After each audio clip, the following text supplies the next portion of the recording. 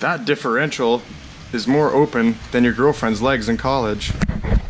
What's up, guys? It's Drifts and Lifts here, and welcome back to the Drifts and Lifts Epic Volvo Drift YouTube channel. If you haven't clicked the subscribe button, please do. Volvo gravy poured everywhere for all you guys. Alright, so today I had a request on a previous video, and someone was asking if we could film a video of a differential getting welded. So I made a video a while back, but it wasn't like super in detail what kind of welder to use, exactly every step. I probably half-assed it, so I apologize. So this one I'm going to try to do a very thorough how-to video on how to weld a Volvo 740 differential. So I got my man Jake over here. He is doing things with his BMW. He promises he hasn't got out of the Volvo game though. He still has the Missile 940 that he will be drifting. And he's going to help me weld it. And I'm going to do all the steps before that. He has a 220 volt welder. So if you guys want to know, we've tried welding these with like a 110, 115 volt welder. 120 amp or 130 amp, and it didn't always go so well.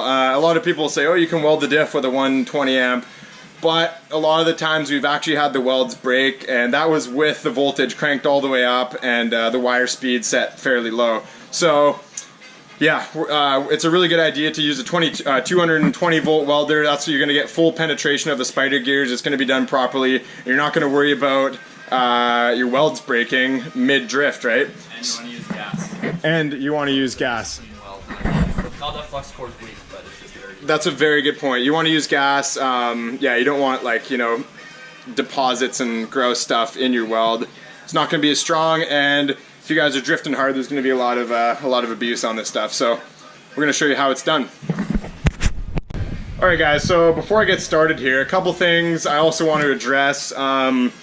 Some people think you got to pull the axle out of these or pull the diff, the actual insides of the diff out and do it. You do not need to do that. The beauty of a 740 is it's solid axle, so we put it up on jack stands on the body, and as you can see, the axle, you just let it hang down, and you actually have tons of room to work in here. So I'll get my phone light. So if we look under there, there's a lot of room. One thing we do is disconnect the panhard bar. So that's just a 17 mil. You get that out of the way and you actually have quite a bit of room to do this.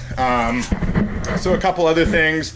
People have said you should pull the axles out before you weld it due to like heat and stuff, and it could weaken your axles. We haven't really found that to be too big of a problem in the past. Axles are gonna get a lot of wear and tear on them regardless. And if you think about it, where the welds are happening, they're not like actually getting the axles red hot or superheating them in any sort of way. They'll get hot, but nothing too crazy that's gonna weaken the axle, we don't think, at least. If you really wanted to, you could go through the extra work in doing that. But in our case, we haven't had problems doing it this way. Another myth is preheat the spider gears. With a 220 volt welder, again, we haven't had any problems not preheating it. If you want to, maybe you can do that, but it's not a precaution you have to take. None of the diffs that Jake's welded for me with his 220 volt and his killer ass welds have broken. So I've broken the axles before I've actually broken anything in the diff. Yeah, no diff welds have snapped with a good weld. So we're gonna leave it at that, and let's start. All right, so let's go step one. Step one is obviously jacking up your car from the rear diff and putting jack stands under the jacking points, and then lower the rear diff so it sags down just like this. All right, that's an easy step one. All right, so step two, you're gonna go under the diff and you're gonna undo that 13 millimeter drain plug. So I'm gonna actually do that right now. Hopefully I don't get oil everywhere. Make sure you have a drain pan underneath, of course. See how dirty this oil is, because it's probably pretty old. Well, Lawrence did pretty good maintenance on this car, so it's tough to say. Doesn't look too bad. Alright, so let that drain out. While we're doing that, we can disconnect our panhard bar right here. So it's a 17 mil bolt.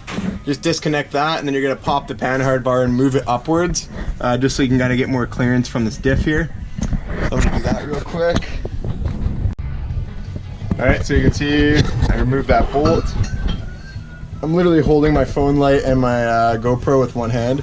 So this will just pop off like so. As you can see, the axle is loose now. You're gonna move that up. And actually, it's kind of interesting.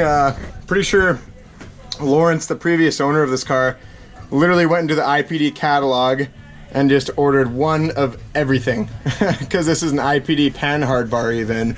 So it's pretty cool. It's got an IPD rear sway bar. It's got front sway bars, IPD like chassis braces. It's IPD cam. It's basically a full IPD'd out, which is pretty cool. It's pretty like era specific Volvo mod type stuff. So we're just letting this oil drain. Now that that's off, we got pretty good access to our full diff cover here. All right guys, so what you're gonna want to do, what I would do actually first before you do anything is make sure you can remove this fill plug, because I've seen where those get really seized in there, and you don't want to have the whole diff cover off and then you can't do it, right? Well, I guess you should have checked that actually before you undid the drain plug. That would be your best bet. But we should be able to get it off. Shouldn't be a problem. That's a 13 mil socket. So just make sure that's good. And then once you're done that, we're gonna go around this diff and undo all these 12 millimeter bolts. So, and also while you're doing that, you're gonna have to disconnect this, which is the speedometer cable.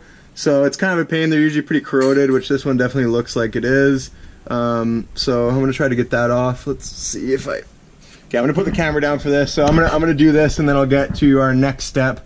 But as far as disassembly of all the things to weld the diff, that's basically all there is to it. Once we get all of our 12 mil bolts out, the diff cover is gonna pop off, and then we're gonna show you guys how to weld this thing. Alright guys, so I just got the diff cover off. Pretty simple. Just make sure you, once you get all those 12 mil bolts out, you'll just need to give it a little bit of a pry or a whack with a hammer to get the diff cover off. Sometimes it's a little bit stuck on there. Comes off pretty easy with a small whack though. So now, as you can see, we have our spider gears exposed. So there's going to be this side, and if you rotate the diff all the way around, there's also going to be a whole nother spot to weld as well. So what we're going to do here, next step is going to be brake clean. So make sure you get yourself some non-chlorinated brake cleaner, and you're going to want to clean this out as best as possible, kind of the whole diff carrier. Make sure it's nice and clean in there. You don't really want to weld with oil in there. It could catch on fire and just not be fun. So just make it nice and clean, and then Jake is going to show you guys how it's done, and then I'll kind of go over where he welds once he does it. Once he's all finished, I'll kind of show you guys what it looks like.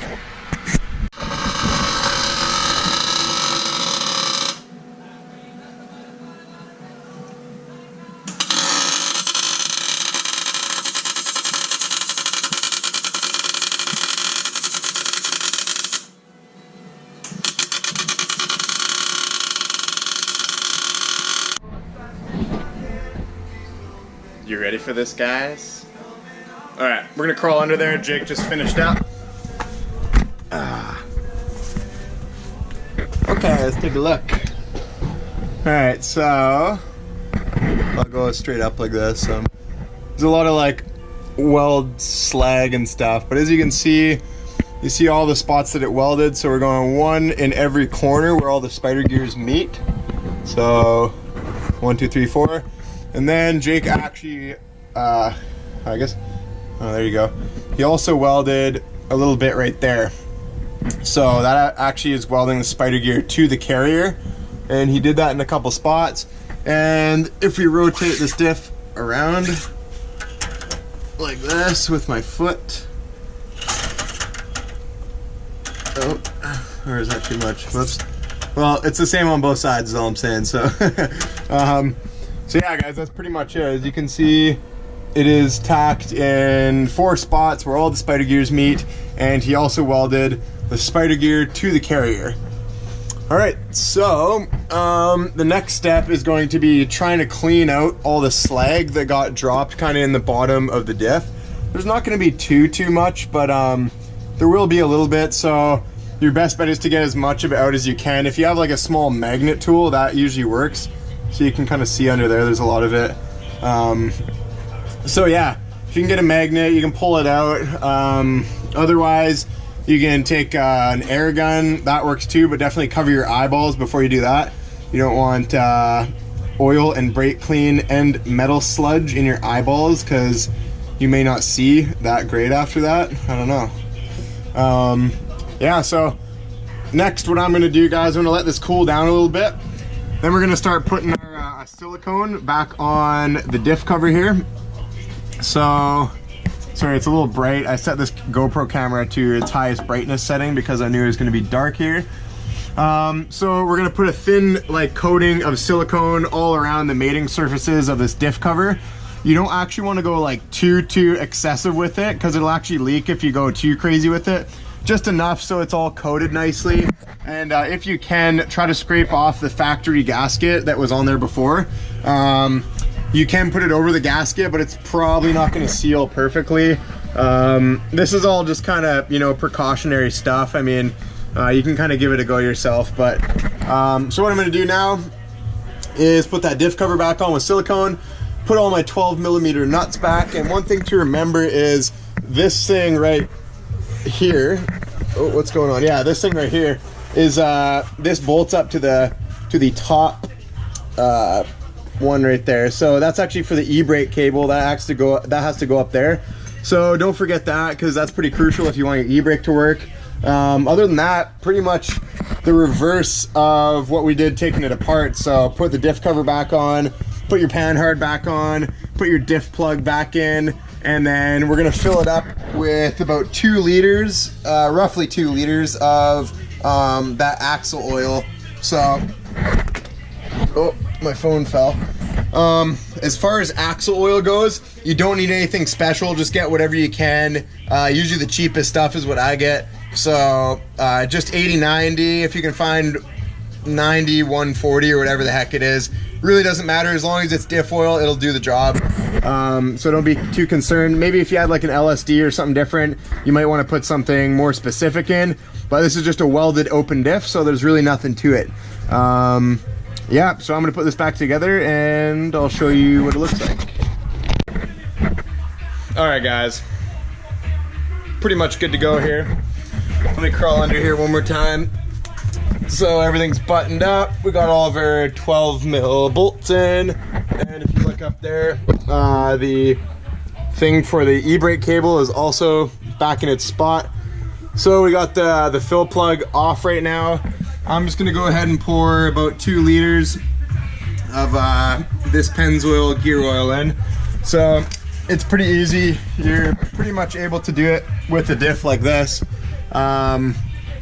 So yeah, I kind of just here, let me get my things situated here. Okay, so you literally just put this and then tilt her in and squeeze, and you know, just do that for a little bit until you get that whole thing in there. And yeah, that's pretty much all there is to it. So let me do this and we'll do the wrap up video part where I explain to you guys what's going on in the next video. And then that's about it. And there you go, guys. That is how to weld the differential of a Volvo 740. So I should let you guys know this, a little bit of knowledge of the 740 series. They had open differentials all the way up until 1990, and then in 91, and all 940 Volvos as well, at least in North America. This is a little bit different if you're in Europe or Sweden and that kind of thing. But in North America, Canada, and the US, we always had in 940s and 91 740s the G80 locking diff. So don't be surprised if you have a 91 740 or a 940 and you pop the cover off looking to weld up your diff and you have a G80 locker. I also had another video that I did how to locker mod, so that's another thing. Look in my videos, there's a video on how to do that. It's pretty recent if you're curious. So yeah, there you go. Lawrence's diff is not open anymore. It is 2-tire fire, which is the way to go. That's kind of what we like to do for every single 740 that we have. Makes it a lot more fun. Even in an open, even in a non-turbo car, even in an automatic car, welded diff is the way to go. So there you go, guys. Lots more Volvo drift stuff to come. I was going to film a drifting video with the Cummins this week, but because I had to order that new flange for the HX35 turbo that I'm putting on it, that's going to be about next week. I'm going to get that in. So I'm going to slap that new turbo on it, and I'm still planning on filming a drifting video with the Cummins for you guys. So that's going to be pretty entertaining, I think. Should be a lot of fun. So I'll leave it there for today, guys.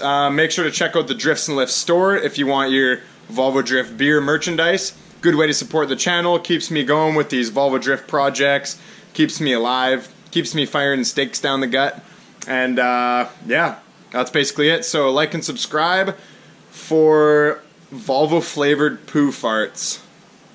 Peace out.